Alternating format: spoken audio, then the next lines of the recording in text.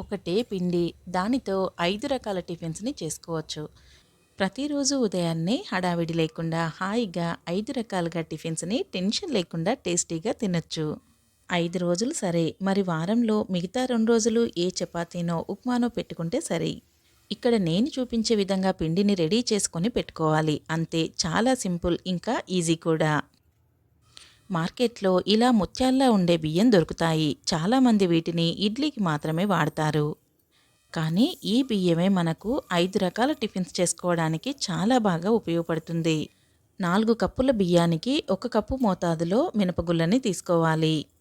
KG మోతాదులో ఉండేటటువంటి ఈ బియ్యానికి 1 టీ స్పూన్ మోతాదులో మెంతులు సరిపోతాయి.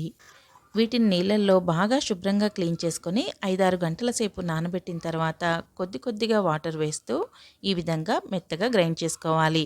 మరీ మెత్తగా అవ్వదు ఈ ఇడ్లీ బియ్యం.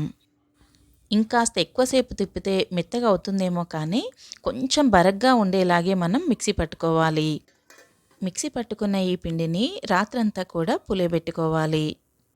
చూస్తున్నారు కదా, మర్నాడు ఉదయానికల్లా చక్కగా ఫెర్మెంట్ అయిపోయి ఉంటుంది. ఇలా పులిసినటువంటి ఈ పిండిని ఒకసారి బాగా కలపండి. బాగా కలుపుకున్నటువంటి ఈ పిండిలో నుండి సగం పిండిని తీసి ఉప్పు కలపకుండా అలాగే ఫ్రిడ్జ్లో పెట్టుకున్నామంటే ఇంకా ఎక్కువ పుల్లగా అవ్వకుండా 4 రోజులైనా ఫ్రెష్గా ఉంటుంది పిండి. మిగతా పిండిలో సరిపడా మోతాదులో సాల్ట్ కలుపుకొని దోసల్లా వేసుకోవచ్చు. ఈ పిండితో చేసుకున్నటువంటి దోసలు మనకు కావాల్సిన విధంగా వేసుకోవచ్చు. రోస్ట్‌లా చేసుకోవచ్చు, మెత్తగా కూడా చేసుకోవచ్చు. ఎలా కావాలంటే అలా ఈ పిండితో మనం దోసల్ని వేసుకోవచ్చు. బియ్యం నానబెట్టేటప్పుడే మనం మెంతుల్ని వేసుకున్నాం కదా! మెంతుల్ని వేసుకోవడం వలన దోసలు మృదువుగా వస్తాయి. ప్లస్ మంచి కలర్‌ఫుల్‌గా కూడా ఉంటాయి. ఇదే పిండిలో సన్నగా తరిగిన ఉల్లిపాయలు, కొత్తిమీర, క్యారెట్ తురుము వేసి జీలకర్ర కలుపుకొని గుంట పొంగనాలు కానీ, లేదంటే పునుగులు కానీ వేసుకోవచ్చు. గుంట పొంగనాల పెనంలో కొంచెం నూనె వేసి కొద్ది కొద్దిగా పిండిని వేసుకోవాలి. ముందే గుంటల నిండా పిండిని వేసేయొద్దు. కొంచెం గ్యాప్ వదిలి వేసుకుంటే అవి కొంచెం పైకి పొంగిన తర్వాత ఇలా నిండుగా వస్తాయి. పొంగనాలు చాలా టేస్టీగా ఉంటాయి. వీటికి ఒక్కొక్కసారి చట్నీ కూడా అసలు అవసరమే ఉండదు. పిల్లలైతే వీటిని చట్నీ లేకుండానే తినేస్తూ ఉంటారు.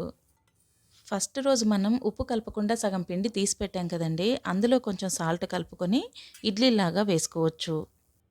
మనం ఎప్పుడు ఇడ్లీలు వేసుకున్నా సరే సగం చెక్క నిమ్మకాయని ఈ విధంగా నీళ్ళల్లో వేస్తే ఇడ్లీ పాత్ర అడుగున తెల్లగా పేరుకుపోకుండా క్లియర్‌గా ఉంటుంది.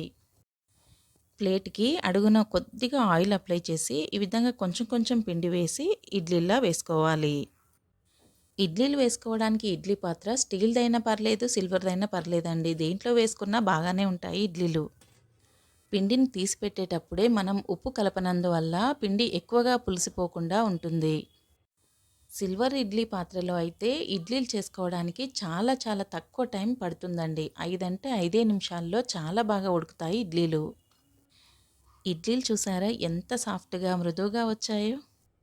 ఇదే పిండితో మనం ఊతప్పం వేసుకోవచ్చు. ఇంకా పునుగుల్ని కూడా వేసుకోవచ్చు. ఐడియా ఎలా ఉందండి? నచ్చిందా?